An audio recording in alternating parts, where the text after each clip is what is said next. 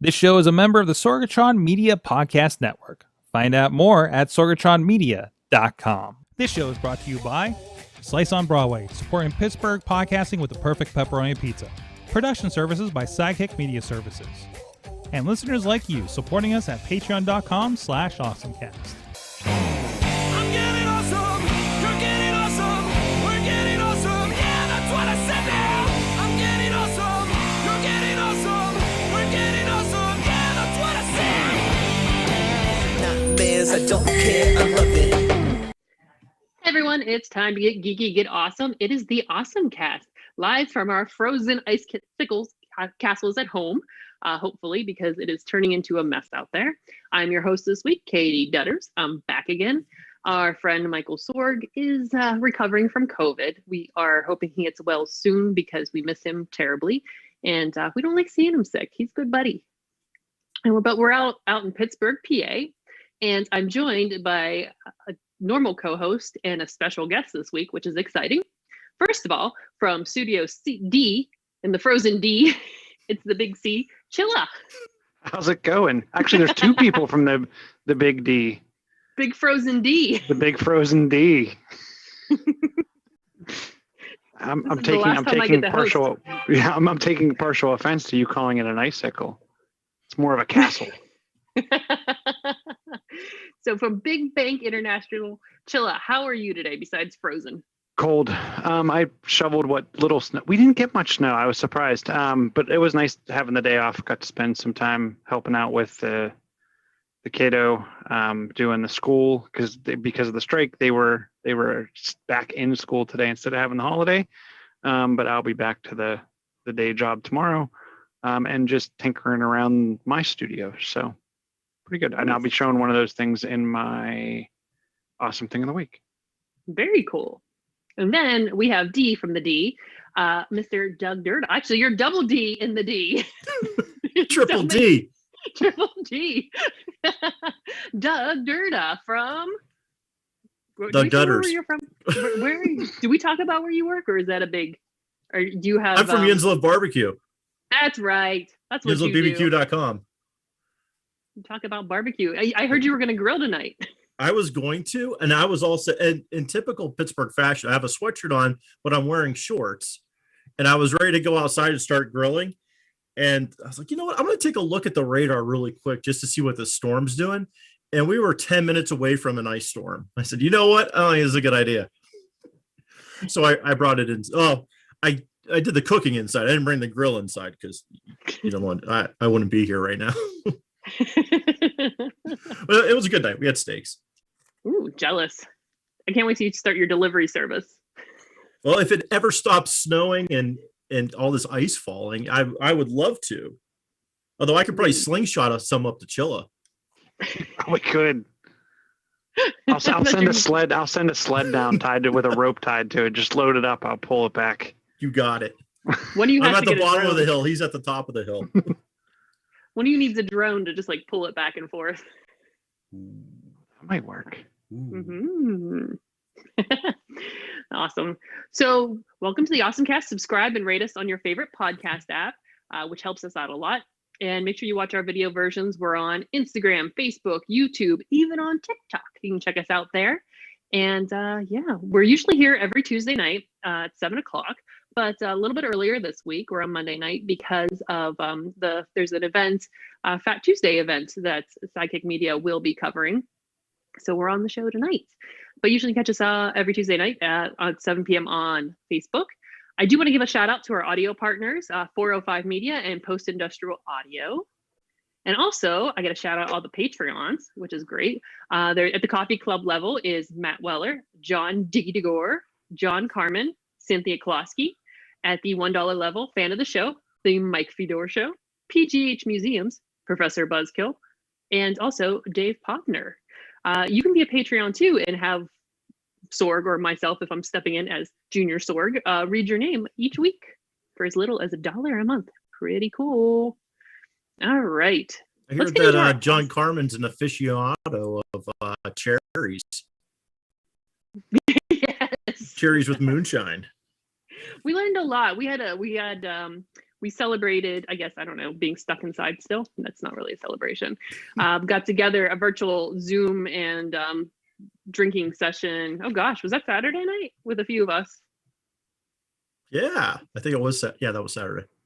So it was like we actually got to hang out together for the first time in a while. So it was a lot of fun. And yeah, John, our buddy John Carmen was on that show or visit. Yeah, it was like All a right. reunion of pod campers. We did talk a lot about the original OG podcasting, pod camping. All right, let's get to our awesome things of the week. And you know what, Doug? We love you so much. We're going to let you go first. What do you got going on? That's because I like to butt in and derail everything that goes on, which I'm used to doing because I'm home with, kids while it snows and everything else. But my Teenager awesome, farts. oh my God, that's a whole nother conversation for like after the show of what happened during that chat. And, boys being disgusting 6th grade boys. So my awesome thing this week, as Dudders mentioned, it's tomorrow's, we got Fat Tuesday coming up, but also, day after that is Ash Wednesday. And with COVID and everything else going on right now, it's pretty tough to actually get out for the Catholics to get out to churches. And usually you get the ashes and they put the cross on the forehead. And since that's difficult to do this year, because everyone's social distancing, and a few churches that are open are actually sprinkling ashes on the head. This group from the Hallow app, which is it's a meditation app, which is really cool if you need to like kind of chill out and relax. It's kind of faith-based for Catholics, and Christians are on there. So there's some praying. There's a lot of like this local, like the celebrities within the circle are on there. And what they did is they came up with this really cool idea to have a filter for Ash Wednesday. So give me 1 second here. All right, because you get in real time. So you can get, there you go, an ash cross on your head as a Facebook filter or Instagram, in case you can't make it out. And it's what's neat is there's a lot of groups, not just with Catholics, but other religious groups too, that are, everyone's finally starting to get on the technology train that we've been talking about for so many years. And now it's neat to see that everyone's finally starting to embrace technology, like stuff that it's been in our world for, like what, the last 10, 15 years, we've been deep into the social media and everything. So as I guess you could say, as our generation is starting to take over and be in charge of things, there's cool little toys that come out like this. So yeah, if you get a chance, check it out. You see, I believe we'll have a link to it in the show notes, but you could go to hallow.com, HALLOW.com, and they've got information right there on the blog on what they're calling Hashtag 2021. And you got to watch it because, well, that could be said several ways depending on your accent. Well, I'm trying not to let my yinzer come out. And then going along with Ash Wednesday then is, we've got fish fries coming up too. So we'll have links too for the Lenten fish fry map in Pittsburgh, which has hundreds of locations. It's fish fry season. I love it. I was surprised. I didn't realize that there were churches that served alcohol. Yeah, in fact, St. Bernard's did last year. And that's a filter you can use on the fish fry map finder. Yeah, for several years, St. Bernard. Well, they didn't do it last year because that's when the COVID was really kicking up. But St. Bernard's has always had beer. Like that, when you go down to get your food, they had beer on tap. St. Thomas More and a few others in Bethel Park have cash donations for beer, because you can't actually say, this is $5, this is whatever, but you can make a donation to get a beer or get a glass of wine, which let me tell you, we went through several bottles of wine at our church. We said, make a donation, you get wine with your fish. It wasn't as classy as the time at Pod Camp when I filled up beer bottles for Dudders with wine, but it's pretty close. Nothing but the classiest. You're on the lookout for the fish fry map. They've been doing that for years now. It's pretty cool. It's all an interactive map. The other good thing with that too is, so there's been a lot of mergers of parishes and other locations that have non-religious ones that have closed down. So the map has a filter for who's been verified for 2021. So definitely check that out to see who's still doing it. Most churches and establishments have gone to online ordering, so because it's pickup only, you can't dine in. So it'd be cool if you could do that and grab a 6-pack and you're set. Because I'm noticing like Piper's Pub's on here, OTB Bicycle Cafe. I'm surprised Jameson's isn't on here listed. Oh, we need to talk to Jamie about that one. Yeah, because we ordered from there, and you'd have to order like 3 hours in advance, and they'd stop taking orders well before, like, I want to say like they would have to stop taking orders at like 6 because their last delivery went out at like 8 or 8:30. So I don't know if it'll be like that this year. They were completely closed last year, no indoor or anything. I think they're able to have people in there for eating. Yeah, he's reopened a little bit. Yeah, for it. I don't know what his restrictions are for it, but like most things at Jameson's, they're huge sandwiches. Is over the top awesome. I love it there. Awesome. So we'll have to all, eventually it's just going to turn into fish chat, where we talk about when we get our fish sandwiches. during the Lenten season. All right, Chilla. What is your awesome thing week? So- Oh, cool. My awesome thing of the weekend, let me see if I can get this to work, because I'm going to turn off my lights and I'm going to turn this on and we'll see if it works. If you can tell. There we go. Whoa. So Royal Kludge makes a gaming keyboard that is both Bluetooth and wireless, and in a wired state. Let me see if I can get my lights back on here so you can see. Maybe. No. Huh. Now I'm stuck without lights. We can go the old-fashioned route and hit the switch. For those listening on audio, Chilla just searched around for a while and then had to physically turn around to flip a switch. So it's USB-C recharging, which is pretty cool. And then it actually has 2 USB ports if you're using the wired/charging piece. It will support up to 2 devices via Bluetooth. And then it also has a USB dongle that's 2.4 gigahertz. If you're an aficionado of switches in your keyboard, it does. I got the red switch model. I wanted something that's a little quieter. I don't know if you can. It's not too Oh, that's loud. nice. It's not like the click click click click click click. But they do sell red, blue, and brown switches, I think it is, which can give you the harder feedback and the click when you press down. It does have a couple different modes that you can make those the lights animate in. And the other thing that I liked about it too, because as I rebuild my office, I'm doing a bunch of stuff, but the actual shell of it comes off, and now I'm not going to be able to get it off because I was playing with it earlier. There we go.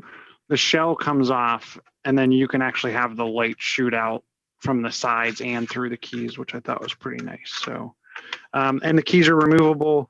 I'm actually going to get custom keys printed for the control Windows Alt, so I have the Mac set up.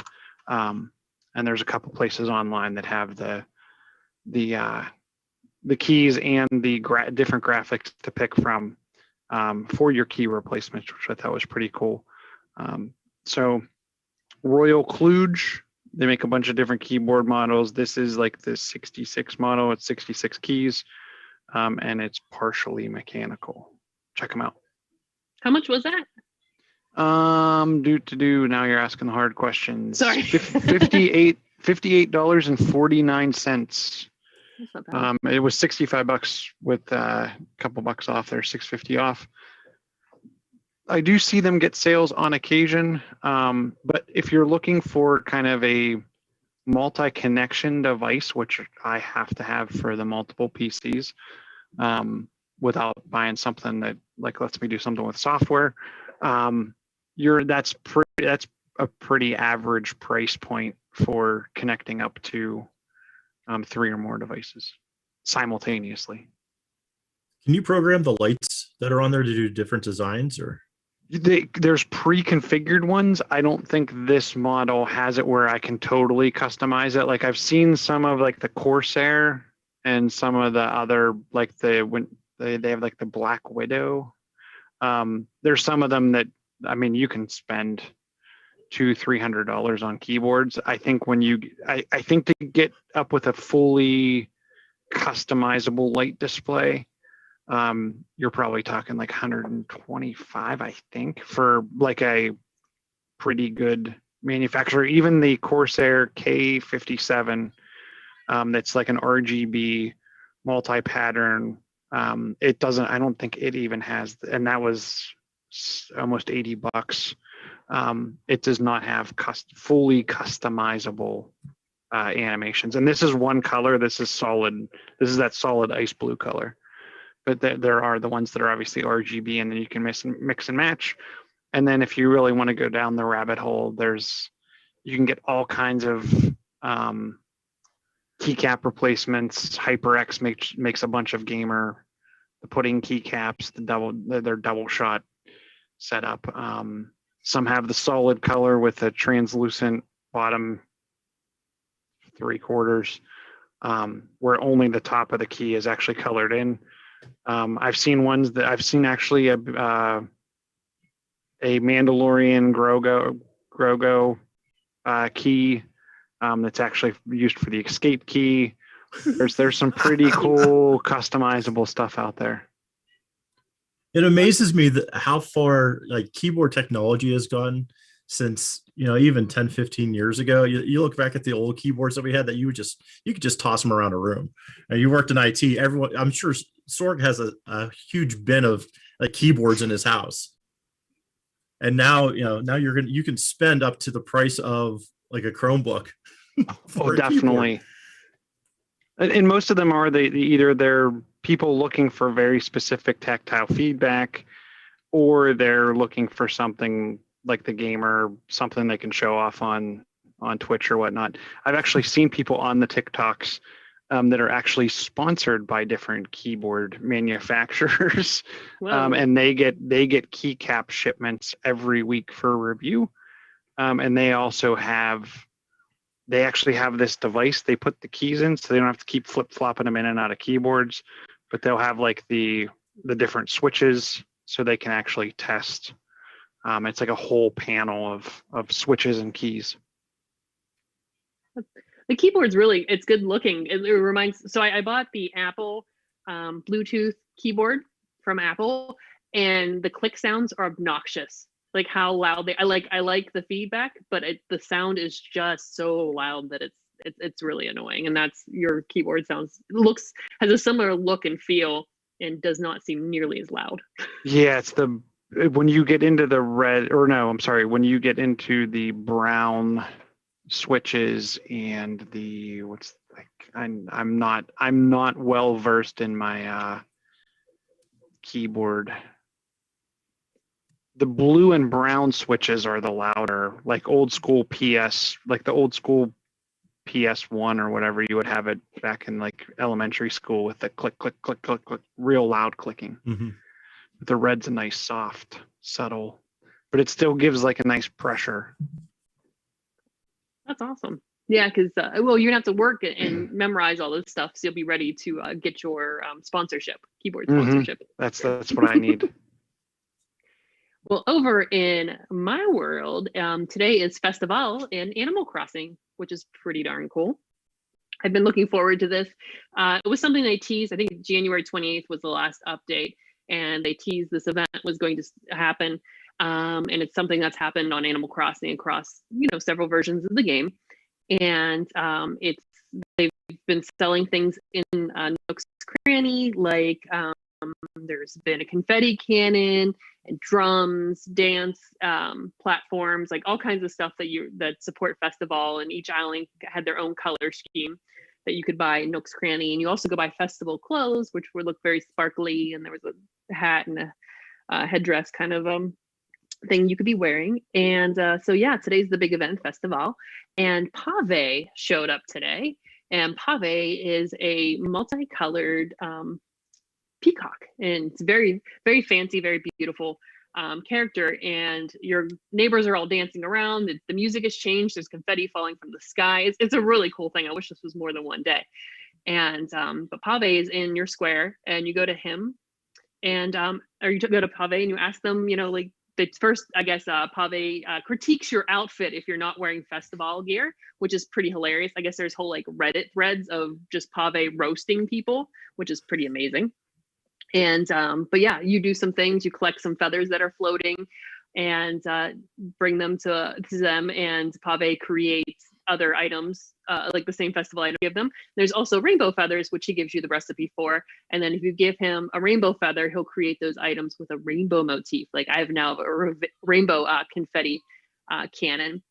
And the last thing is they ask you for 3 rainbow feathers, and it builds a Festivale float. And this thing is gold and shiny and interactive, and you can just dance beside it, and it's pretty darn cool. And there was also some reactions that you could buy in Nook's Cranny. There's the throw confetti. I think there's a couple dance ones, but it's really, really fun. It's really cool to see. And like I said, I wish this was more than one day, but you have till 5 a.m. tomorrow morning to do this if you haven't had a chance to do this yet. And but yeah, so much fun, and just the colors are awesome. So I've had a pretty fun day. I did this for a few hours this morning. I really like in the one image, it's like the guy with almost looks like some kind of net, but his suit looks awesome. It's like blue and white shimmering coolness. Yeah, that's one of the Festivale outfits you get. And the other character, the bunny looking character, who's kind of a little bit creepy with their blank stare, she has a blue sparkly dress on. It's like a spooky looking gingerbread bunny. It does. I'll have to send you. I just got a new neighbor, Pietro, and Pietro it's a clown. I think it's a sheep. It's a clown sheep, and it's both horrifying and hilarious at the same time. So I'll have to send you all a photo or bring a photo for next week so you can see my new neighbor, which is both creepy and hilarious. Because there's some folks on Animal Crossing, some of these characters, your neighbors, that are just like, whoa. Do they just move it? Like, how does your neighbor get assigned? Is it just random? Well, when you build their houses, and they'll randomly start showing up. Like I think the first one, and then you can visit other islands where there is another character. Like so the max number of neighbors, I believe, is 10. And if you have an opening, you can go visit. You buy a plane ticket essentially, and you go Nook Miles ticket, and you go visit another island. And there's usually somebody who's quote unquote like a neighbor vacationing there, and you talk to them. And you can, after you talk to them, they might say, well, this is great. Island living is awesome. And if you like them, you can invite them to live on your island. So you can kind of shop for neighbors, which is fun, especially when you have a lot of Nook Miles where you can go to island to island. You can spend several hours visiting different islands to find your perfect neighbor. Mine happened to be at the campground that I have on my island, and I convinced them to stay. But usually I kind of leave it up to random to see what the Animal Crossing island gods give me. But it's fun, and I know there's a lot of things where you'll have to deep dive if you're looking for a specific Animal Crossing character that maybe you've experienced along the way. Raymond is a big one that people talk about. Sometimes people will trade neighbors, but it's a very much an involved process to do it, but it's exciting. And then, like I said, you get these creepy ones occasionally, like the eyeless gingerbread bunny. So what is also very exciting and a lot of fun? Pizza. And where you can get that? Over on Slice on Broadway. They do. I think most locations have a little bit of indoor seating, but if you'd like to have it at your own home, warm and cozy in your house, they do delivery and pickup. So check them out, sliceonbroadway.com. And I'm very much looking forward to the day that we can all have pizza together, because I miss our little pizza parties on Tuesday. And trying to eat all the pizza before the wrestling show comes in. I miss them as well, but I can say I've ordered quite often, and it's one of my favorite places to order from. And usually we can't just order one because everyone debates on what they want. So I think the last time we ended up getting 4 specialty pizzas, which was what kind did you get? Delicious. We got the Slaughterhouse 5. We got there's a stuffed banana pepper. We got I remember it's the chicken with the roasted red tomatoes or roasted tomatoes. And then we just got the perfect pepperoni. So got the pepperoni as well. I remember the first time Sorg saw the Slaughterhouse 5 as the ginormous. he was sitting next to me. I think it was the first time that we went with the pizza group there, and we had the buffalo chicken was there. There's a picture somewhere of like all those pizzas that we had, because there was at least 10 of us. And I remember Stork sitting next to me going, "That's a lot of meat." I'm like, dude, that's a huge pizza. I always get the Gonzo whenever I can get my own pizza, but usually the family will outvote me and just get cheese and pepperoni, which is just as awesome. But if I want a special treat, I try to sneak in a Gonzo whenever possible. Nice. Ooh. All right. So let's check out what stories we have this week. And the first one is actually from Riz Plays Games. Have you seen the cinemas are hiring out their screens to gamers now? this something you would do, Chilla? I would think about it, but I would want it to be me and at least a couple buddies. So for the right price, I mean, how fun would it be to just walk into a cinema and just be able to play on the ginormous screen, especially with the sound system as well. But I'd either want for it to be, hey, can it be me and a couple others? Or what I thought would be really cool with this is, could they do some kind of multiplayer game and have teams in different cinemas in the different movie different that theaters? Would be awesome. That'd be so much fun. And make it kind of like a friendly competition. Obviously, they could keep their capacity low and not have to worry about having too many people there, but also give kind of like a team camaraderie, but also versing each other. There used to be a group called the Steel City Gamers that Ron Krause actually got me into. We used to actually rent a conference room in a hotel on the weekend, which is usually at a reduced rate. And we would rent that, and everyone would bring like a flat panel TV or computer monitor and their game system of choice or multiple game systems. It was back then, it was primarily Xboxes, and we would all just set up with, Halo 2 or whatever game we were playing. Crimson Skies was a big one. I think the first Gears of War was out back then. A lot of times it was either just playing like big battles. Often we didn't even like hook up the internet. It was just LAN play. And I think that's actually spawned it off of an older LAN party that used to occur. So I would definitely get into this. I would just want it to be just more than just me. I remember LAN parties. Quake LAN parties. I used to go to those a lot. I remember they used to sell, I think it was on ThinkGeek, used to sell the straps so you could put your tower on your back while you were walking, kind of like a backpack. Mm-hmm. Oh yeah, we used to have a lot of fun with those. Quake, Doom. Did you guys play? We played Duke Nukem a lot. Yes, Duke. We did play Duke. We played Rise of the Triad. Right. Okay, I hadn't played that. Played that every once in a while. It's what would be really cool with this is if there was a way for them to figure, like you had mentioned, they have to at least allow one other person. Otherwise, it seems expensive for just having a big screen. And I did see in another article where they were talking about how you basically, it might be in this one too, where you bring in your own equipment and you have to hook it up, and they're basically providing you with the screen and the sound effect or the speakers, but you have to take care of bringing in your own equipment for it because you have to be able to sign into and all that. What would be nice is if you had multiple theaters, and if you were doing like even like Fortnite or Apex or one of those where you could squad up and have three of your buddies in one theater, three of your three other friends in another theater, and you're all able to play in the same lobby. That would be really cool. Well, a screen that size though, like that would be tough. Just don't sit in the first row. Oh yeah, but even sitting far back though would be that would be one heck of an experience though. I think that would be a lot of fun. Imagine Mario Kart on a screen that big. Bobby Cherry's ears are ringing right now. To mention burning somewhere. Someone just talked about Mario Kart. Yeah. So yeah, thanks. Riz Plays Games. He's over on the Twitch if you ever watch him play some games.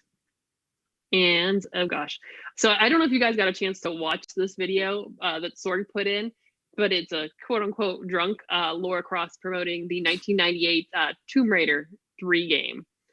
And it's hilarious. Her movements are very much like she's had a few drinks. And it's so like, especially by our video game standards, it's funny to watch it now. And she talks about the different quite well endowed up top, and I feel like that was one of the big new improvements on Tomb Raider 3 all those years ago. But it's a pretty amazing thing, and she's very much like, you could just see her kind of arching and turning. It's amazing and just hilarious to watch, and it really needs put to some sort of music or song to make it so much better. Let's see. Ooh, Chilla. What is Microsoft starting to test? So Microsoft has started to test their web version of xCloud. So we may remember that xCloud launched, and I think you could use it with Android, but it wasn't necessarily across every platform. And they've started to build out they stated they were going to be building xCloud out for the browser. They are in internal testing. You obviously would need a controller. They're limiting it right now to Chromium-based browsers like Chrome or Edge, but it will come to the platform later. And they don't know if it's necessarily going to be 4K, but I was actually watching my brother-in-law play on his iPhone over the weekend, and he was using GeForce Now, and it was pretty darn impressive. So you can pretty much take your Xbox games anywhere. They don't even have to be installed to your home. The coolest thing about this, what we've talked about before, is no updates, no waiting to download, no waiting for patches. Just tap the game and you're off to the races. Like I said, I think there's a couple companies that are even selling specialized Bluetooth controllers that allow you to mount your phone to the top of the controller. I know 8-Bit has one that's specific to Android, and kind of looks like an old SNES controller, almost like this one, but there's actually has a mount, and it's all Bluetooth wireless. So I'm excited for this as a Game Pass Ultimate subscriber. I'll be able to take those games on the go, whether it be on iPad or whatever device. So hopefully that'll be out soon, but they have at least started testing it currently. Nice. Games on the go. Very cool. All right. So Doug, Yes. what is Instagram doing now with live streams? They're playing catch up to everybody else with the social platform. Oh, Instagram should be the innovators. Instead, no, they play. They're kind of like Twitter. They kind of play catch up. So they've had this ability so that you could launch the live broadcast and have somebody else come in. Now, get ready. This is going to blow your mind. You can now have more than 2 people in a live broadcast. Whoa. This is some serious stuff. And every headline I saw for this says Instagram's playing catch up again. So everyone else, we know that they're notorious for watching what Snapchat and TikTok do and then just mimic it, because I think they're running out of their own ideas. So they wait to see what everybody else is doing, and if it works, then hey, we're going to duplicate it. And that's what they're doing now. Instagram plans to launch multi-participant live streams later this month. It took them long enough. I think this could be interesting with the people on the platform that do a lot of collaborative things, DJs. If you're going to do talks like this, like what we're doing right now, would be something that they could pull off and bringing in, get kind of guests on the fly. I don't know what the admin screen for it's going to look like yet. I'm curious to see what kind of flexibility you have, and if you could also punt people if, say, you're doing live Q&As and you need to dump somebody for whatever reason, or if you can mute everyone and then unmute, kind of like Zoom. I'm expecting that feature to come next. But yeah, Instagram's coming out with this. It looks like the last screenshots that I saw, there was 4 people on a screen at a time. I think if you're going to do anything more than that on Instagram, it's going to be too busy, and it's not really going to serve its purpose. Everyone's going to be screaming and yelling, and next they're going to have to play catch up with Clubhouse. So just watch what everybody else is doing, and eventually, like 3 to 4 months, you'll see it on Instagram or Facebook. Not that I'm the salty social media manager or anything. No. Because somebody's going to say, hey, can you do that for us? Hold on. That's how this works. Yeah, I think next. Oh, sorry.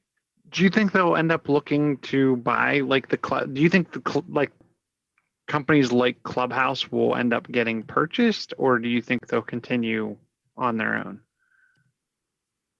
I could see a platform like Clubhouse eventually getting bought by somebody.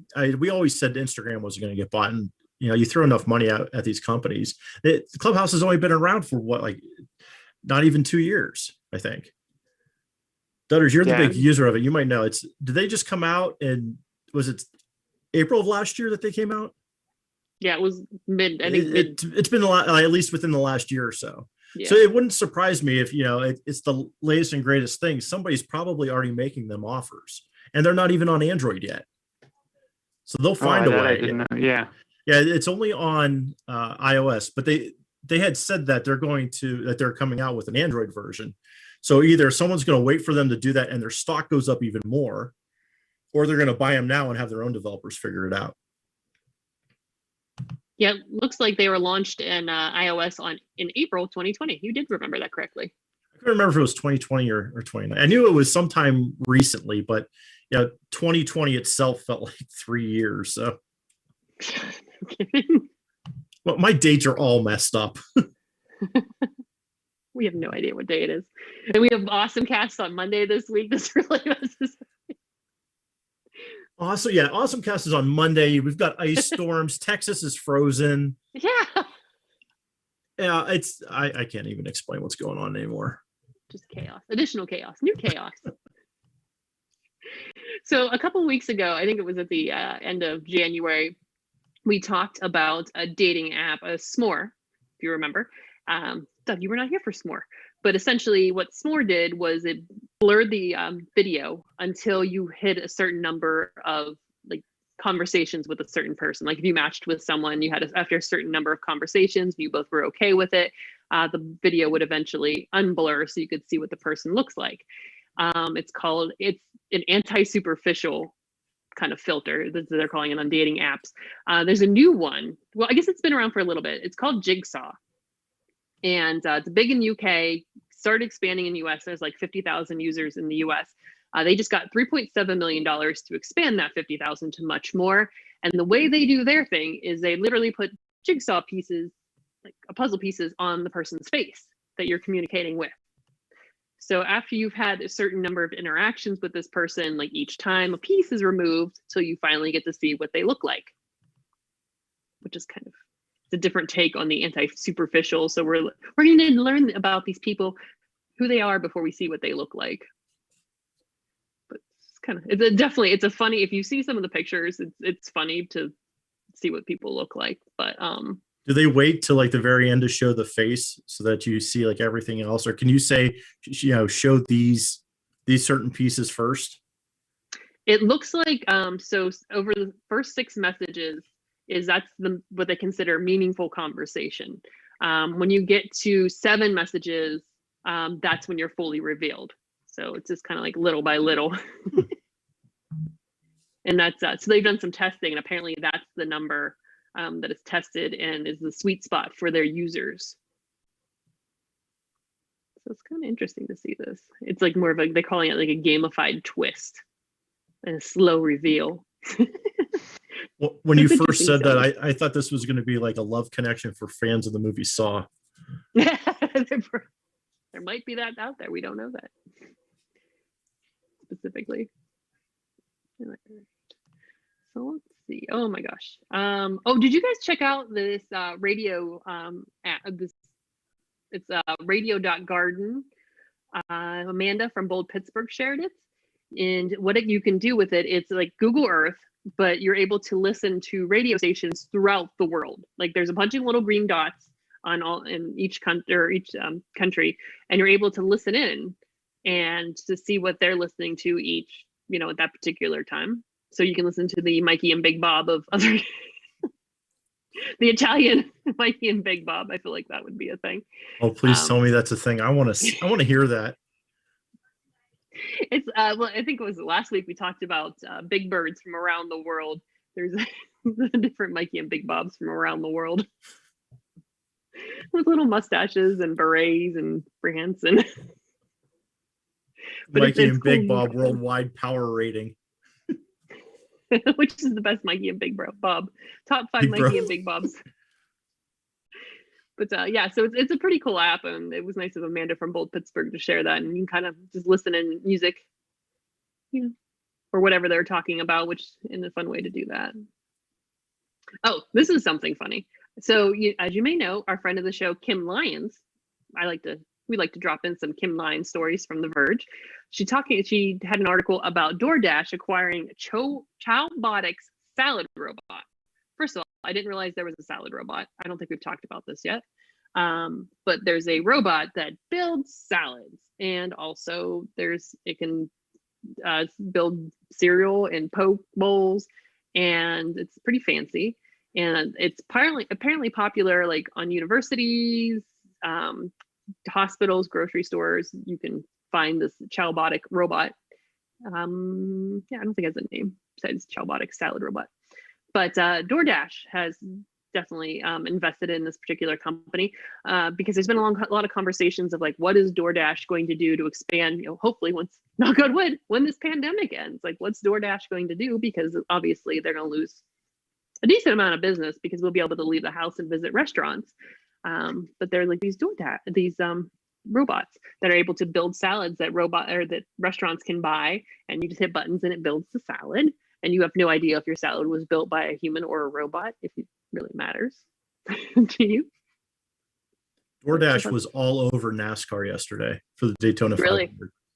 Really? They have a car, and I don't know enough about NASCAR to even pretend that I can like say, oh, this is exactly what was going on. All I know is I turned it on, and they kept going over to DoorDash's pit. And I went, ooh, something bad must have happened. But there's DoorDash. Like it's one of those sponsors that like really stood out. So, and there was a rain delay too. So they had like 15 laps that were in. And then when they had the delay, they kept going down to the pits, and like DoorDash was just everywhere, it seemed. I'm sure that some angry NASCAR fans are going to comment back about what I'm talking about and bumbling about NASCAR stuff. But as like a marketer, I saw that and went, whoa, DoorDash is in NASCAR. Like this is, that's pretty big, especially for like Daytona. Like that's the big race.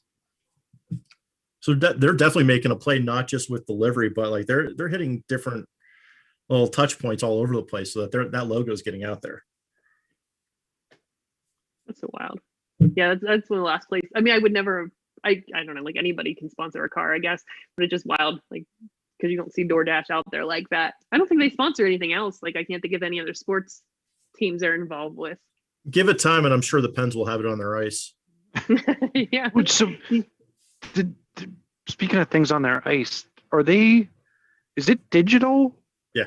That they're doing at the close to center ice? Where like they have the advertisements that change. Is that digitally done, or is that actually like lighting that's pushed down onto the ice? I believe that's digital. Okay. Because it was changing too. Like I've seen it swapping games, and it kind of flickers a little bit too. Like it looks like an overlay. I didn't get to pause and like watch someone skate over to see like what it would do when someone skated over it. But I was surprised. They're changing like every few minutes of play. So I thought that was an interesting. I'm sure you will see it on the ice.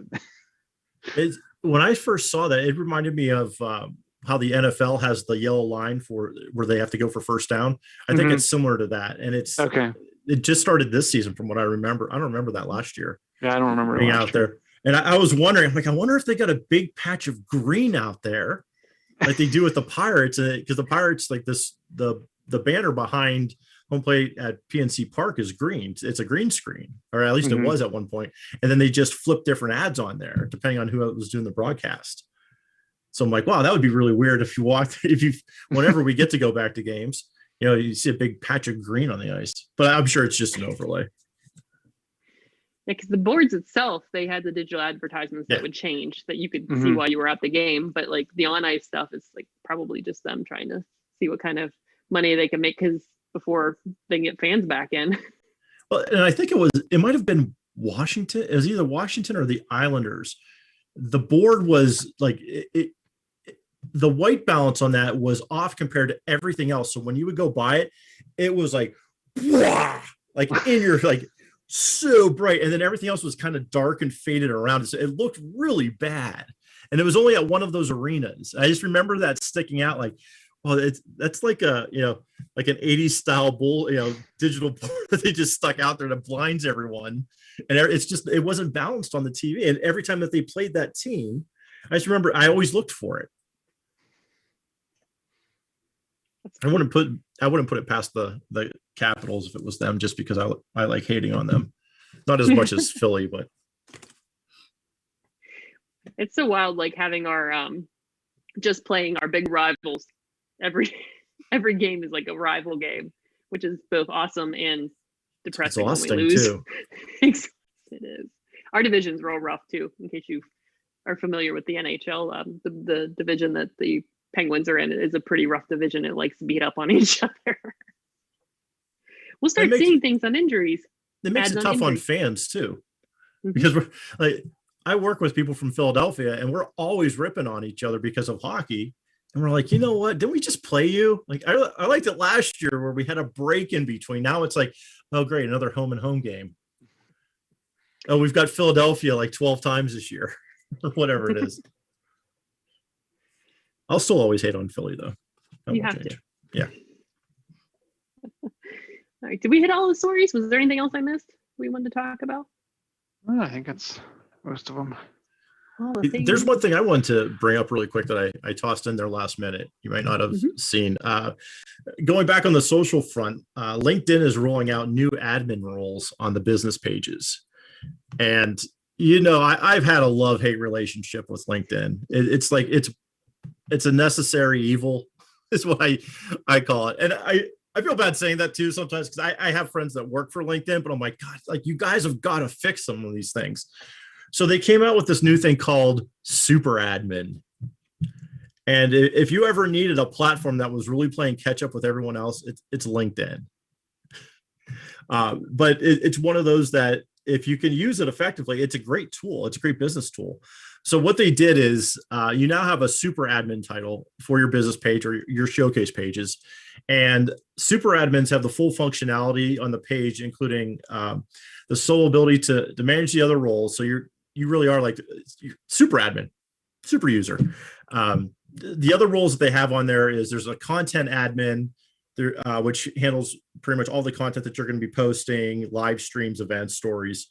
There's an analysis role, which will be handling all the exporting of the analytics, running reports. And then one of them that's going to be coming up that isn't released yet. So all of these are available now. There's going to be a curator role, which will curate the post from the My Company tab that is on your account. So when you look at it, you'll have one person who's the super admin, and then kind of sounds like how Facebook handles their admins now. You've got one super admin, and then they can or you could probably have a couple. I'm the only admin on our page, but that role then can basically dilly out the responsibilities to everyone else. So that's one of the steps that LinkedIn's doing to kind of compete with or catch up with Facebook, which Facebook's had that for years and has made it really easy if you want to have an outside contractor running your analytic reports or curating content or anything like that. I know 2014, 2015, something like that. I think I had that ability on Facebook. So, hey, congratulations, LinkedIn, you and Instagram are catch up artist of the day. We just bring you on the show like every week or every once a month. Here's the catch up artist of the month. Oh my goodness. Social media drives me. I don't know why I love doing it so much, but I do. And maybe it's because I like to complain about how people just can't keep up with technology. People who are making it can't keep up with basic functionality. Don't get me started on the other aspects of LinkedIn. Are you just yell? You can stand on your porch and yell. Oh, I will be a grumpy old man in Dormont yelling. Let me tell you, I'm the angry social media manager. I was around for floppy disks. Oh man! All right. So, Doug, where can we find you if we're besides yelling on here about social media? Listen to the old man on the internet yelling. Get off my lawn. You can find me at yinslovebbq.com, Twitter, Facebook, Instagram, and the Tickety Talks now at yinslovebbq. Talking about barbecue around the Pittsburgh area. We've got over 60 restaurants, food trucks, vendors going on. covering a lot of southwestern Pennsylvania, focus on Pittsburgh, and going to be expanding to western Pennsylvania very soon. There's your surprise for the night. Although I think a lot of people realize I was doing that. Yeah, it's just a passion of mine. I love talking about barbecue and finding people good things to eat. So yeah, check it out. Good times. Mr. John Chichilla, Chilla, where can we find you on the interwebs? You can find me at Chilla on the Twitters, John Chilla on the Facebooks, and CNJ Plays on the YouTubes. Or CNJ Play Games on the YouTubes. With a Z. With a Z. We're We're edgy. New posts? Have you We guys played on Super Bowl Sunday. We did a live stream of Rocket League Gridiron, and then we just posted another. We played Rocket League one more time before Gridiron went away because it was a limited time game for the NFL and Super Bowl. And then I don't know what we're going to be playing next. He has a couple more Roblox games he wants to dive into. I want to try to get into some more Xbox because it's funner to tinker and figure out how to stream it. But I'm sure we'll be playing something this week. Usually we try to film on Thursdays and get it posted over the weekend. Very cool. And I am Katie Dutters. You can find me on Twitter at KDutters, on Instagram at Kate Marie PGH, and probably on Facebook. I'm barely on TikTok. Well, not even talk. I'm a consumer. I'm a TikTok. I learn more from TikTok. That's what I'm there for. The education. Well, thank you so much for tuning into this week's AwesomeCast. You can see us. We're back on Tuesday next week at 7 o'clock, and you catch us on Facebook Live.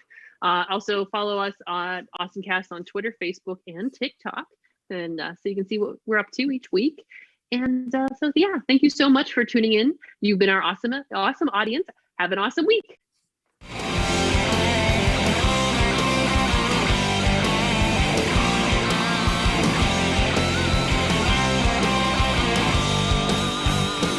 This show is a member of the Sorgatron Media Podcast Network. Find out more at sorgatronmedia.com.